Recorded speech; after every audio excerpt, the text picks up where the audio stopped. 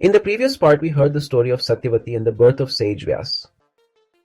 The questions that we asked were, how come Satyavatī came to be united to the virtuous King Śantanu, the patriarch of Kuru dynasty?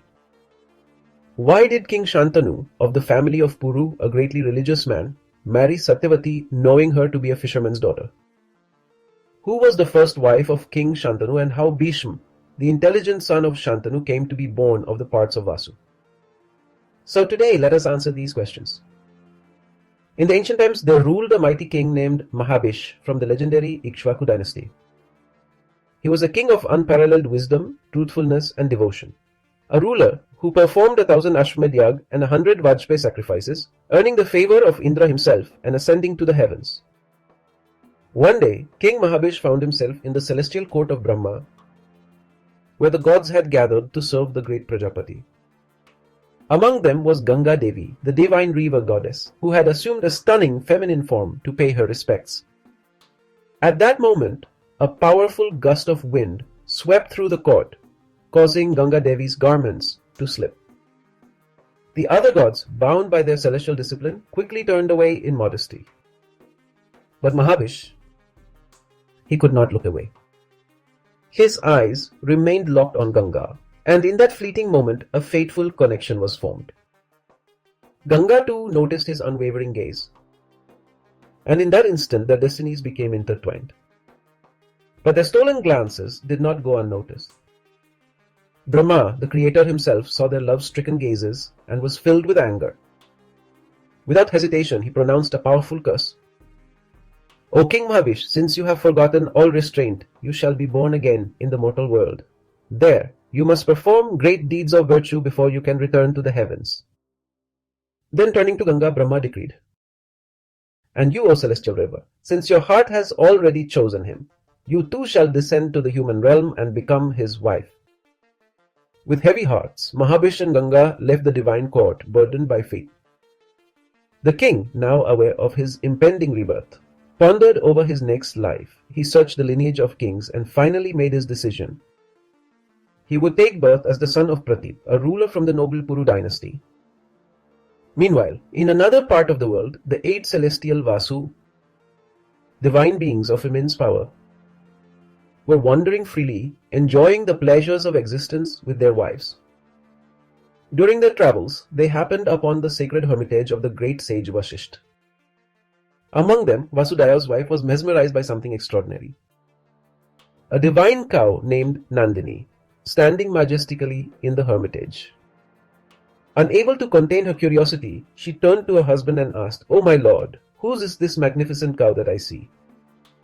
Vasudeva, knowing its true power, explained, "This sacred cow, Nandini, belongs to the great sage Vasishtha. Whoever drinks her milk is blessed with extraordinary longevity, living for 10,000 years, and remains eternally youthful." Hearing this, his wife's eyes sparkled with excitement.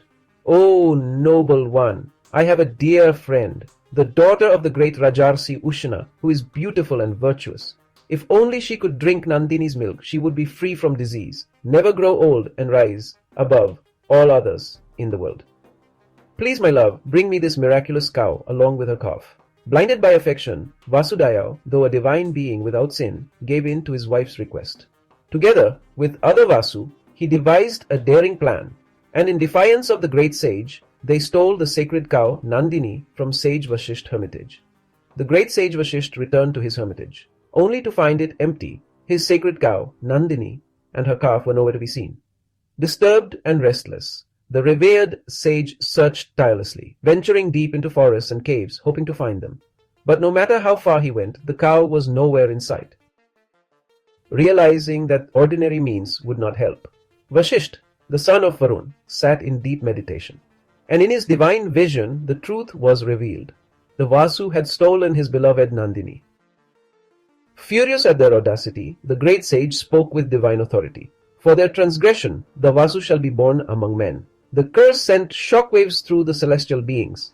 The Vasu, now filled with regret, realized the gravity of their actions. Panicked and ashamed, they rushed back to Vasishtha's hermitage, falling at his feet in desperation. They pleaded for mercy, seeking forgiveness in every way possible. Seeing their deep distress, the wise and compassionate sage relented partially. You will be freed from this curse within a year, all except Vasudhyāva, who stole Nandini with his own hands. He shall remain in the mortal world for a long, long time." Heartbroken, the Vasu left the hermitage. But, as fate would have it, on their way, they encountered none other than Ganga Devi, the divine river goddess, who was herself burdened by a celestial curse. Seizing the moment, the Vasu approached her with a desperate request. "O divine mother Ganga, we who have lived on celestial nectar cannot bear the idea of being born in mortal wombs. Please, we beg you, take birth as a human and become the wife of King Śantanu. The moment we are born from your womb, cast us back into your waters and free us from this curse." Ganga Devi, moved by their plight, agreed with a solemn nod. So be it. With their fate sealed, the Vasu departed, and Ganga Devi, lost in deep thought, vanished from sight, ready to fulfill her divine role in the grand unfolding of destiny. King Mahābhiṣa was reborn into the noble lineage of the Kuru dynasty as the son of King Pratip. He was named Santanu, a ruler known for his unwavering righteousness and unshakable commitment to his word. One day, as King Pratip sat in deep meditation, offering his prayers to Surya Dev, something extraordinary happened. From the sacred waters emerged a breathtakingly beautiful woman. It was none other than Ganga Devi, the celestial river goddess, now in human form. With grace and confidence, she approached the king and, without a word, sat upon his right thigh. Surprised but composed, King Pratip spoke. "O divine lady with a radiant face, what brings you here?" "Why have you sat upon my right thigh uninvited?" With a mesmerizing smile, Ganga Devi replied, "O great king of the Kuru dynasty, I have come here because I am drawn to you. Accept me as your own." But Pratip, wise and unwavering in his dharma, responded firmly, "O celestial beauty, I do not act out of mere desire. Besides, the right thigh is a sacred seat, meant for a son and a son's wife. Therefore, when my son is born, you shall become his wife. And by your divine blessing, I know that my son will be extraordinary." Hearing this, Ganga Devi nodded in acceptance. So be it. And just as mysteriously as she appeared, she vanished into the waters once again. Time passed, and soon King Pratip was blessed with a son, Śantanu. As the boy grew into a young prince, wise and strong, his father prepared for his final duty.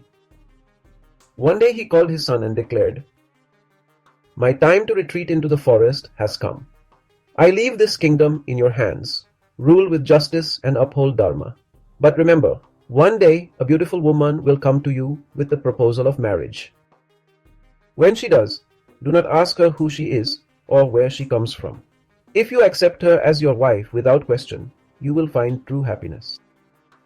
With that, King Pratip renounced the throne, entrusting his kingdom to Śantanu, and retreated into the forest for a life of penance. And so, King Śantanu ascended the throne, ruling his people with wisdom and righteousness. After the great King Pratip ascended to the heavens, his son, the valiant King Śantanu, ruled with wisdom and might. But destiny had something extraordinary planned for him. One day, while hunting deep in the wilderness, Śantanu wandered to the banks of the sacred Ganga. And there, amidst the golden glow of the setting sun, he saw her.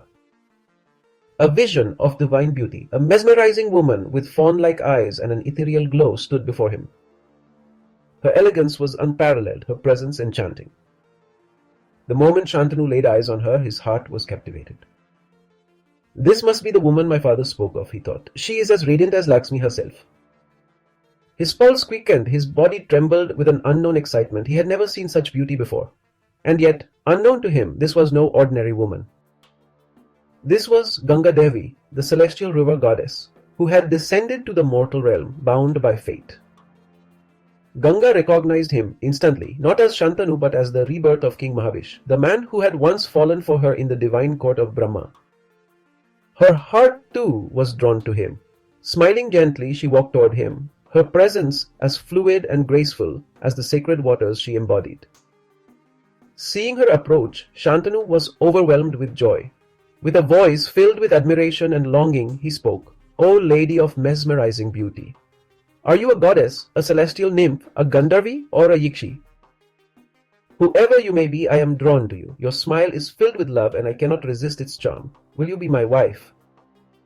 But Shantanu did not recognize her as Ganga. She, however, knew exactly who he was.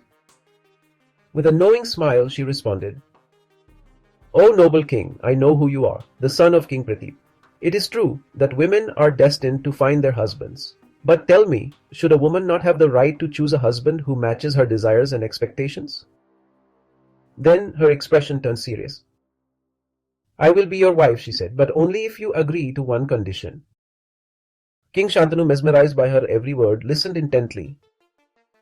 Ganga said, "You must never question me, no matter what I do, whether it is good or bad, just or unjust. You must never stop me or object to my actions. The moment you break this promise, I will leave you instantly and never return." King Shantanu, deeply captivated by Ganga beauty and grace, did not hesitate. "So be it," he declared, pledging never to question her actions. With that promise, Ganga Devi, recalling the words of the Vasu and her divine connection to King Mahābhiṣa, accepted Shantanu as her husband.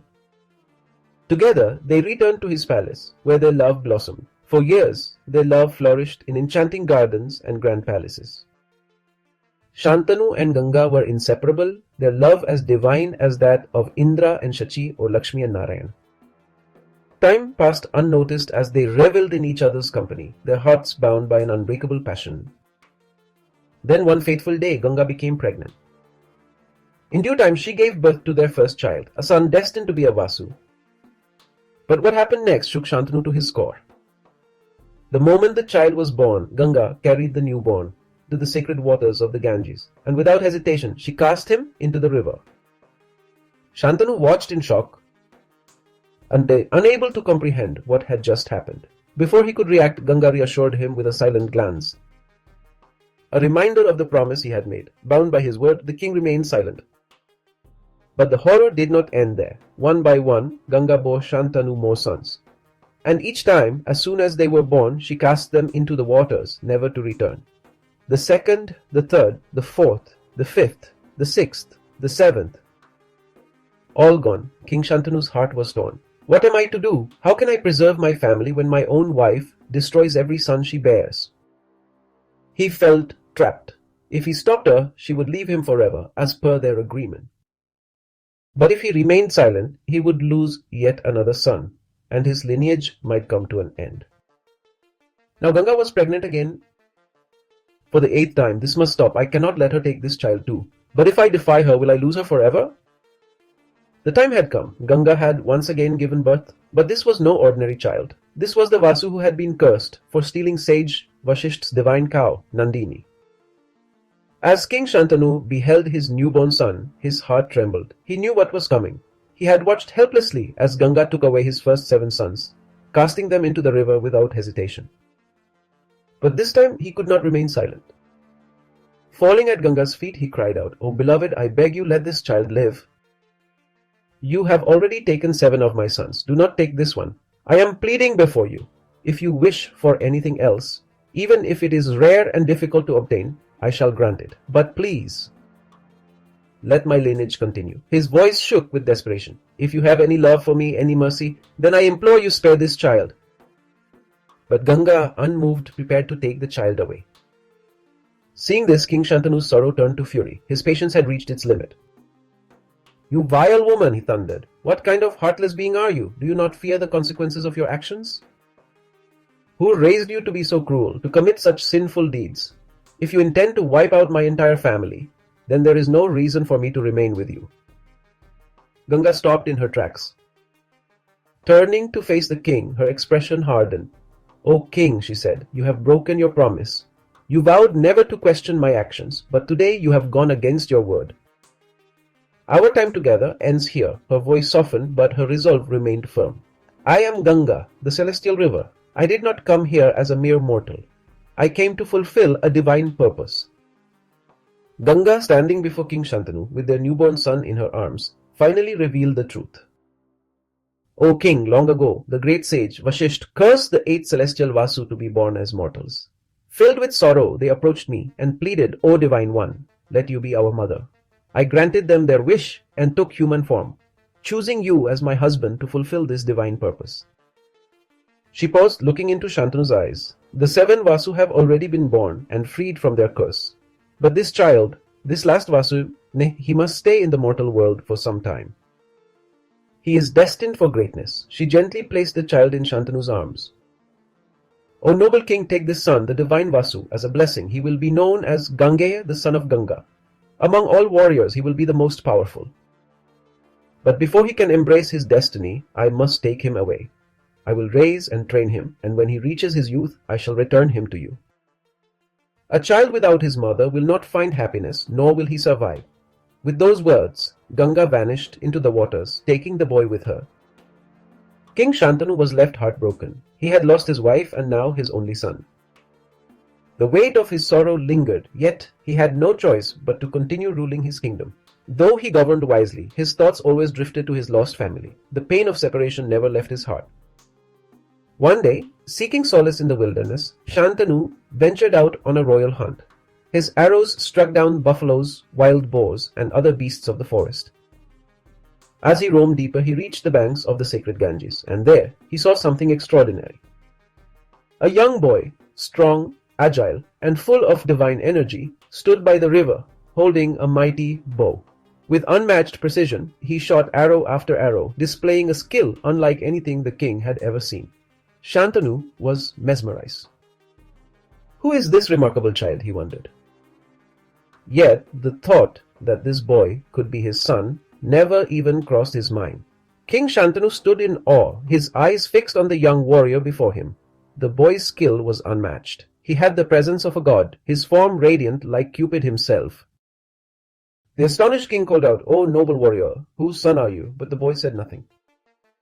Unsure of what to do, he stood there in deep thought. Then, as if guided by fate, he closed his eyes and began to pray, chanting praises to the celestial river, Ganga. And suddenly, she appeared. The king, overwhelmed with emotion, immediately spoke, "O divine one, tell me, who was that boy? Where has he gone? Will you show him to me once more?" Ganga smiled, her voice soothing yet powerful. "O King Śantanu, he is your son, the eighth Vasu, now freed from his curse.